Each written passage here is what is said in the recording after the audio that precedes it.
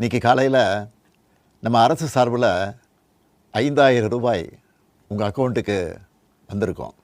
இன்னும் மக்கள் முட்டாளன்னு நினைச்சிட்டு இருக்கக்கூடிய இந்த பொம்மை முதல்வர் ஸ்டாலின் அரசை வன்மையாக கண்டிக்கும் பதிவு.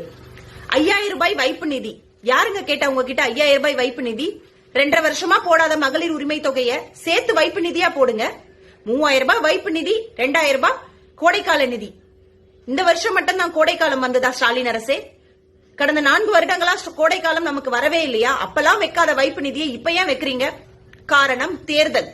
மக்களே உஷாரா இருங்க.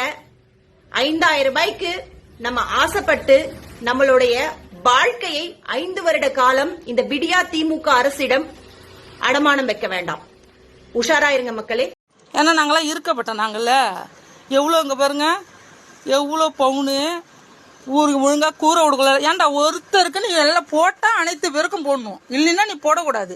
ஒருத்தருக்கு போட்டு ஒருத்தருக்கு நான் உனக்கு என்ன ஏதாவது அள்ளியா வச்சேன்?